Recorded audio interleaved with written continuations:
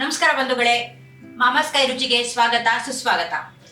ಈ ದಿನ ನಾವು ಮದುವೆಗಳಲ್ಲಿ, ಮುಂಜಿಗಳಲ್ಲಿ, ಗೃಹ ಪ್ರವೇಶಗಳಲ್ಲಿ ಹಾಗೆ ಸಣ್ಣ ಪುಟ್ಟ ಫಂಕ್ಷನ್ಗಳಲ್ಲೆಲ್ಲ ಮಾಡುವಂತಹ ಪೈನಾಪಲ್ ಗೊಜ್ಜು ಯಾವ ರೀತಿ ಮಾಡ್ತಾರೆ, ಅದು ಎಷ್ಟು ಸುಲಭವಾಗಿರತ್ತೆ, ಅದನ್ನ ಮಾಡಿಕೊಂಡು ನಾವು ಹೇಗೆ ದಿಢೀರ್ ಅಂತ ಮನೆಯಲ್ಲೇ ಯಾವತ್ತೋ ಒಂದಿನ ಸಾಂಬಾರ್ ಮಾಡೋದು ಬೇಜಾರಾಗತ್ತೆ, ಸಾರು ಮಾಡೋದು ಬೇಜಾರಾಗತ್ತೆ, ಅವಾಗ ಈ ತರದೊಂದು ಡಿಫ್ರೆಂಟ್ ಆಗಿರೋ ವೆರೈಟಿನ ಮಾಡ್ಕೊಂಡು ನಾವು ಅನ್ನ ಜೊತೆಗೂ ತಿನ್ಬೋದು, ಚಪಾತಿ ಜೊತೆ ತಿನ್ಬೋದು, ದೋಸೆ ಜೊತೆಗೆ ತಿನ್ಬೋದು, ಜೊತೆಗೆ ಕೆಲವೊಂದ್ಸಾರಿ ಇಡ್ಲಿಗಳ ಜೊತೆಗೂ ಚೆನ್ನಾಗಿರತ್ತೆ. ಸೊ ಇದನ್ನ ನಾವು ಮಾಡಿ ನಾವು ಹೆಚ್ಚು ಕಡಿಮೆ ಅಂದ್ರೆ ಒಂದು 15 ದಿನದಿಂದ 20 ದಿನದವರೆಗೂ ಚೆನ್ನಾಗಿ ಸ್ಟೋರ್ ಮಾಡಿ ಇಟ್ಕೋಬಹುದು. ಹೇಗ್ ಮಾಡೋದು ಅಂತ ನಾವಿವತ್ತು ತಿಳ್ಕೊಳ್ಳೋಣ. ಪೈನಾಪಲ್ ಗೊಜ್ಜಿಗೆ ಬೇಕಾಗಿರುವ ಸಾಮಗ್ರಿಗಳು: ಪೈನಾಪಲ್, ಹುಣಸೆ ರಸ, ಕಾಯಿ ತುರಿ, ಬ್ಯಾಡಗಿ ಮೆಣಸಿನ್ಕಾಯಿ, ಎಣ್ಣೆ, ಮೆಂತ್ಯೆ, ಬೆಲ್ಲ, ಕರಿಬೇವು, ಇಂಗು, ಬಿಳಿ ಎಳ್ಳು ಹಾಗೂ ಉಪ್ಪು. ಈ ಪೈನಾಪಲ್ ಬದಲಿಗೆ ಕ್ಯಾಪ್ಸಿಕಮ್ ಹಾಕೋಬಹುದು, ಬೇರೆ ಯಾವ್ದಾದ್ರು ಅವ್ರಿಗೆ ಇಷ್ಟವಾದ ತರಕಾರಿ ಹಾಕೋಬಹುದು. ಸ್ವಲ್ಪ ಹುಳಿ ಇದ್ರೆ, ಈಗ ಹುಳಿ ಇರ್ಲಿಲ್ಲ ಕ್ಯಾಪ್ಸಿಕಮ್ಗೆ, ಸ್ವಲ್ಪ ಹುಣಸೆ ರಸ ಜಾಸ್ತಿ ಹಾಕೋಬೇಕು. ಶುರು ಮಾಡೋಣ. ಹಾಗಾದ್ರೆ ಇವತ್ತು ನಾವು ಪೈನಾಪಲ್ ಗೊಜ್ಜನ್ನ ಶುರು ಮಾಡೋಣ. ಅದು ನಮ್ಮ RVR ಸ್ಟೈಲ್ ಅಲ್ಲಿ ಹೇಗೆ ಪೈನಾಪಲ್ ಗೊಜ್ಜು ಮಾಡ್ತೀವಿ. ಈಗ ಮಸಾಲೆ ಹುರ್ಕೊಳ್ಳೋಣ. ಈಗ ಬಾಂಡೆ ಇಟ್ಟಿದ್ದೀವಿ, ಸ್ಟವ್ ಹಚ್ಚಿದ್ದೀವಿ, ಎಣ್ಣೆ ಹಾಕಮ್ಮ.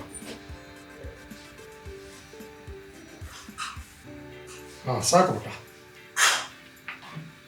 ಈಗ ಉದ್ದಿನಬೇಳೆ ಒಗ್ಗರಣೆ ಡಬ್ಬಿಲಿದೆ,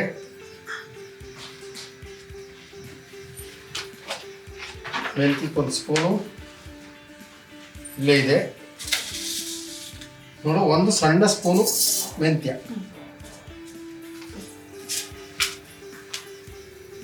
ಉದ್ದಿನಬೇಳೆ ಒಂದು 5 ಸ್ಪೂನು, ಕಾವು ಕಮ್ಮಿ ಮಾಡಿಬಿಟ್ಟ, 3, 4, 5 ಸಾಕು. ಸ್ವಲ್ಪ ಕರಿಬೇವು ಸಾಕು.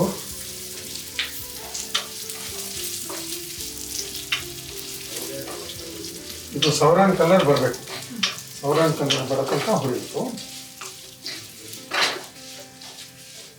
ಕೆಲವರು ಮೆಣಸು ಹಾಕ್ತಾರೆ, ನಾವು ಮೆಣಸು ಹಾಕಲ್ಲ.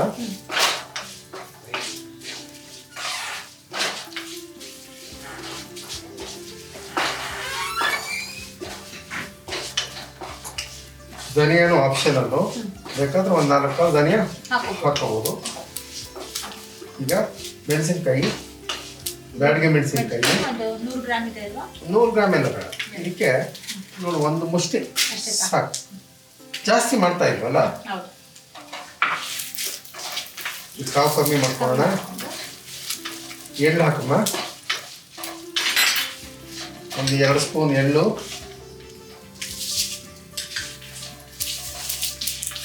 ಬಿಳಿ ಎಳ್ಳು. ನೈಲಾನ್ ಎಣ್ಣೆ ಏನು ಬೇಕು ಅಂತ ಏನು ಅವಶ್ಯಕತೆ ಇಲ್ಲ. ಬಿಳಿ ಎಳ್ಳು ಅಂತ ಯಾಕೆ ಅಂತಂದ್ರೆ ಅದು ಕಪ್ಪಗೆ ಬರಬಾರ್ದು, ಕರಿ ಎಳ್ಳು ಹಾಕೊಂಡ್ರೆ ಕಪ್ಪಗೆ ಬಂದ್ಬಿಡುತ್ತೆ, ಬಣ್ಣಕ್ಕೋಸ್ಕರ ಅಲ್ವಾ. ಕೆಲವರು ಈ ಕರಿ ಎಳ್ಳು ನಿಷಿದ್ಧ ಕೆಲವು ಅಡುಗೆಗಳು, ಯಾಕೆ ಶುಭ ಸಮಾರಂಭಗಳಲ್ಲಿ ಈ ಪೈನಾಪಲ್ ಗೊಜ್ಜು ಎಲ್ಲ ಮಾಡೋದ್ರಿಂದ ಕೊಬ್ಬರಿನ ಪುಡಿ ಮಾಡಿ ಇಟ್ಕೊಂಡಿದ್ದೀವಿ, ಒಣ ಕೊಬ್ಬರಿ, ಹಸಿ ಕೊಬ್ಬರಿ ಪ್ರಯೋಗ ಇಲ್ಲ ಇಲ್ಲಿ. ಒಂದು 3-4 ಸ್ಪೂನ್ ಸಾಕು. ಈ ಚೆನ್ನಾಗಿ ಹುರಿದಿಟ್ಕೊಂಡ್ಬಿಟ್ರೆ ಕೊಬ್ಬರಿನ ಎಲ್ಲ ಹಾಕಿ ಪುಡಿ ಮಾಡಿ ಒಂದು ಡಬ್ಬಿಗೆ ಹಾಕಿಟ್ಕೊಂಡ್ರೆ ಬೇಕಾದಾಗ ಫ್ರಿಜ್ಜಲ್ಲಿ ಇಟ್ಕೊಳ್ಳಿ, ಬೇಕಾದಾಗ ಫ್ರೆಶ್ ಆಗಿ ಮಾಡ್ಕೋಬೋದಲ್ವಾ.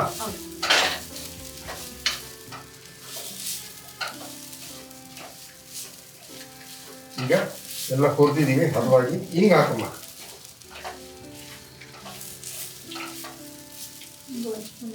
ಹಾಂ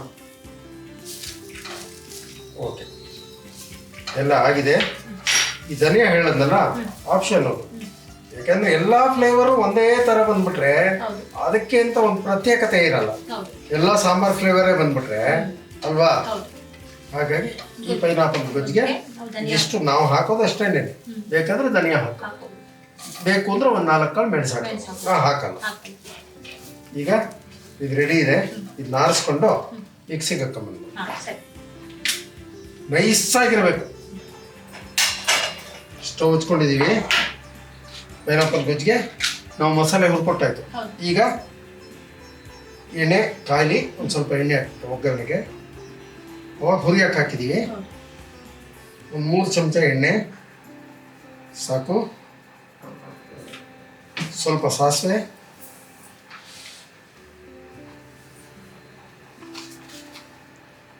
ಸಣ್ಣ ಚಮಚ ಆದ್ದರಿಂದ 2 ಚಮಚ ಸಾಕು. ತುಂಬ ಸಣ್ಣ ಚಮಚ ಇದು. ಹೌದು. ಒಂದೆರಡು ಮೆಣಸಿನ್ಕಾಯಿ ಮುರಿದಿಟ್ಕೊಳ್ಳೋಣ. ಒಂದೆರಡು ಕರಿಬೇವು ಹಾಕ್ಬಿಟ್ಟ. ಕರಿಬೇವು ಟೆಂಪ್ರೇಚರ್ನು ಕಮ್ಮಿ ಮಾಡುತ್ತೆ. ಈಗ ಒಂದೆರಡು ಮೆಣಸಿನ್ಕಾಯಿ ಹಾಕಿದ್ದೀನಿ ಒಗ್ಗರಣೆಗೆ. ಈ ಹಂತದಲ್ಲಿ ಪೈನಾಪಲ್ ಹಾಕ್ತೀನಿ. 1 ಬೌಲ್ ಪೈನಾಪಲ್.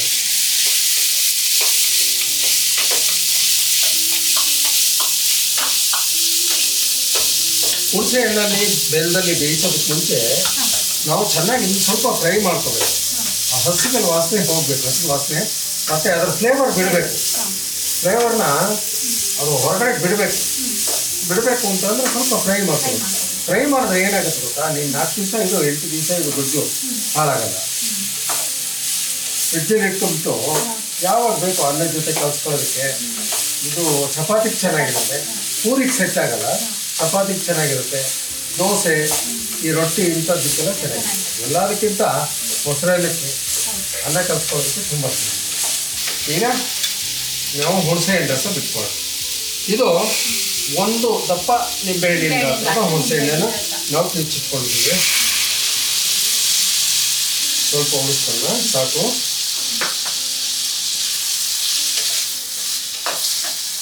ಸ್ವಲ್ಪ ನೀರು ಹಾಕ್ಬಿಟ್ಟ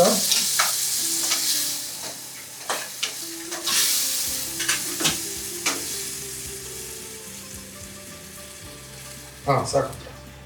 ಈಗ ಬೆಲ್ಲ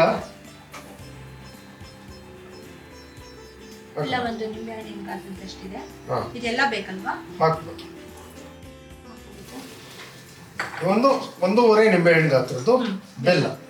ಅರಿಶಿನ ಹಾಕೋಣ. ನಾವೇನು ಪುಡಿಗೆ ಅರಿಶಿನ ಹಾಕಿಲ್ಲ, ಇಲ್ಲೇ ಹಾಕ್ಬಿಟ್ಟ ಸಾಕು. 1 ಸಣ್ಣ ಚಮಚ ಅರಿಶಿನ. ಈಗ ಈ ಹಂತದಲ್ಲಿ ತೆಗೆಯೋದು ನಾವು ರುಚಿಗೆ ತಕ್ಕಷ್ಟು ಉಪ್ಪು ಸಾಕು. ತಿಕ್ಕೊಟ್ಟ ಚೆನ್ನಾಗಿ ಕುದೀಲಿ, ಒಂದು 5 ನಿಮಿಷ ಕುದೀಲಿ. ಅದೆಲ್ಲ ಸಾಫ್ಟ್ ಆಗುತ್ತೆ ಪೈನಾಪಲ್ಲು. ಈಗ ಅದು ರುಬ್ಬಿಕೊಂಡು ಆರಿದೆ, ರುಬ್ಕೊಂಡು ಬಂದ್ಬಿಡು. ಅಲ್ಲಿ ತನಕ ಇದು ಕುದೀತಾ ಇದೆ ನೋಡು. ಈಗ ಹುಣಸೆ ಹಣ್ಣಿಂದು ಘಾಟ್ ಹೋಗಿದೆ, ಪೈನಾಪಲ್ಲು ಪರಿಪಕ್ವವಾಗಿ ಬೆಂದಿದೆ. ಈಗ ರುಬ್ಕೊ ಬಂದಿರೋ ಮಸಾಲೆ ಹಾಕ್ಬೇಕು. ನೈಸಾಗಿ ರುಬ್ಕೊ ಬಂದಿದೆಯಾ? Very good. ಸ್ವಲ್ಪ ನೀರು ಹಾಕ್ಬಿಟ್ಟು ಉದ್ದಿನ ಬೇಳೆ ಎಳ್ಳು ಎಲ್ಲ ಹಾಕಿರೋದ್ರಿಂದ ಅದು ಸ್ವಲ್ಪ ಥಿಕ್ನೆಸ್ ಕೊಡುತ್ತದು ಬರುತ್ತೆ. ಹಂಗೆ ಅಂತ ತುಂಬಾ ನೀರು ಹಾಕಬಾರ್ದಲ್ವಾ? ಹೌದೌದು. ಗೊಜ್ಜು ಅಂದ್ರೆ ಅವೆಲ್ಲ ಸ್ವಲ್ಪ ತಿಕ್ಕಾಗೇ ಇರಬೇಕು ಅಂತ, ಓವರ್ ತಿಕ್ಕಾಗೋ ಇರಬಾರ್ದು. ಕನ್ಸಿಸ್ಟೆನ್ಸಿ ಚೆನ್ನಾಗಿರುತ್ತೆ.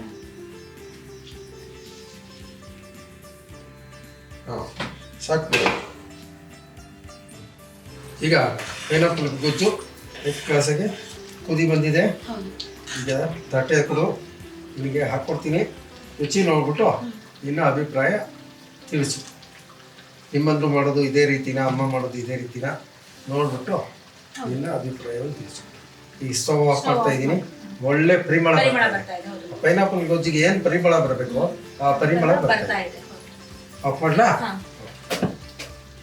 ನೋಡ್ಬಿಟ್ಟು ನೋಡೋಕೆನೆ ತುಂಬಾ ಕಲರ್ಫುಲ್ ಆಗಿ ಕಾಣ್ತಾ ಇದೆ. ಅದು ಗೊಜ್ಜಿನ ಬಣ್ಣ ತುಂಬಾ ಗಾಢವಾಗಿದ್ರು ಚೆನ್ನಾಗಿ ಇರಲ್ಲ.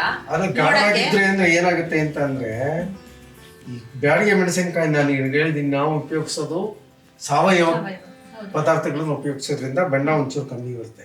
ಬಟ್ ಮದುವೆ ಅಂತ ಸಮಾರಂಭಗಳಲ್ಲಿ ಬಣ್ಣಕ್ಕೆ ಸ್ವಲ್ಪ ಪ್ರಾಧಾನ್ಯತೆ ಕೊಡೋದ್ರಿಂದ ಹಂಗಂತ ನಾವು ಆರ್ಟಿಫಿಷಿಯಲ್ ಬಣ್ಣ ಹಾಕಲ್ಲ. ಮೆಣಸಿನಕಾಯಿನೇ ಗಾಢವಾಗಿ ಕಲರ್ ಇರುವಂತ ಮೆಣಸಿನಕಾಯಿಗಳನ್ನ ನಾವು ಉಪಯೋಗಿಸ್ತೀವಿ.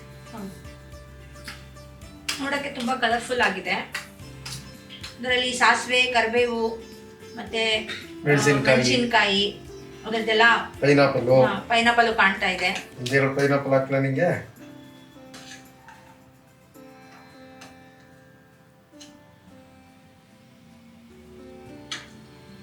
ಬಿಸಿ. ಸೊ ಇದರಲ್ಲಿ ನಾವೇನೇನ್ ಮಸಾಲೆ ಹಾಕಿದ್ವಿ ಅಲ್ವಾ, ಎಳ್ಳು, ಮೆಂತೆ ಎಲ್ಲ ನೀನು ಅದೆಲ್ಲ ನೋಡೋದೇ ಬೇಡ, ತಿನ್ ನೋಡ್ಬಿಟ್ರೆ ಗಮನಲ್ಲೇ ನಿನಗೆ ಗೊತ್ತಾಗುತ್ತೆ. ವಾಸನೆ ಘಮನೆ ಎಲ್ಲ ಇದೆ ಅಂತ ಗೊತ್ತಾಗ್ತಾ ಇದೆ. ಖಂಡಿತ ತಿನ್ ನೋಡೋದೊಂದು ಬಾಕಿ. ನೋಡೋಣ. ಬಿಸಿ ಇದೆ, ಬಿಸಿ ಇದೆ.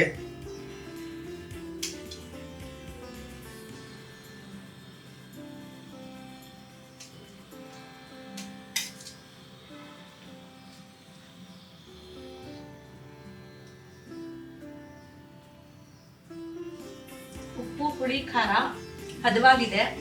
ಮಸಾಲೆ ಮೆಂತೆ ಹಾಕಿದ್ದು, ಎಳ್ಳು ಹಾಕಿದ್ದು, ಉದ್ದಿನಬೇಳೆ ಹಾಕಿದ್ದು ಯಾವುದು ಅತಿಯಾಗಿ ಆಗಿಲ್ಲ. ಖಂಡಿತ ಮೆಂತೆ ಕೆಲವು ಸಾರಿ ಕಹಿ ಆಗತ್ತೆ ಗೊತ್ತಿಲ್ಲದೆ ಜಾಸ್ತಿ ಹಾಕಿದಾಗ, ಅದು ಕೂಡ ಹದವಾಗಿದೆ, ಕಹಿ ಅಂಶ ಎಲ್ಲೂ ಇಲ್ಲ. ಯಾವ್ದು ನಾವು ಜಾಸ್ತಿ ಹಾಕೇ ಇಲ್ಲ, ಅಳತೆ ಪ್ರಮಾಣದಲ್ಲಿ ಹಾಕೋದ್ರಿಂದ ಯಾವ್ದು ನಮ್ಗೆ ಆ ರೀತಿ ವ್ಯತ್ಯಾಸಗಳಾಗಲ್ಲ. ಆಗಿಲ್ಲ. ಆಮೇಲೆ ಈ ತರ ಗೊಜ್ಜಿಗಳು ನಾವು ಸಾವಿರಾರು ದಿವಸ ಮಾಡಾಗಿರುತ್ತೆ. ಹೌದು.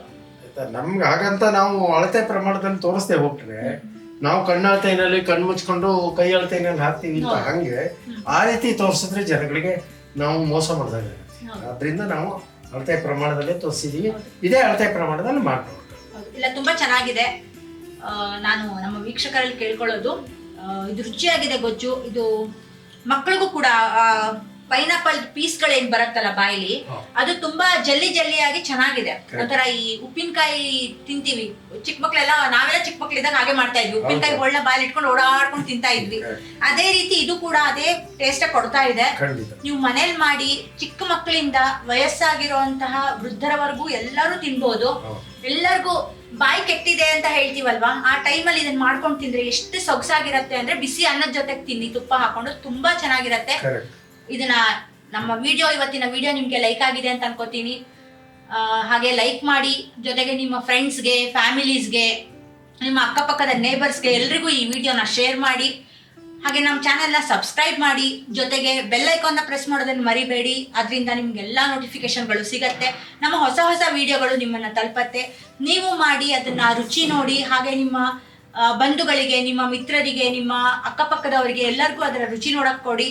ಹಾಗೆ ನಿಮ್ಮ ಅನುಭವಗಳನ್ನ, ನಿಮ್ಮ ಅನಿಸಿಕೆಗಳನ್ನ ನಮಗೆ ಕಮೆಂಟ್ ಮೂಲಕ ತಿಳಿಸಿ, ನಾವು ಕಾಯ್ತಾ ಇರ್ತೀವಿ.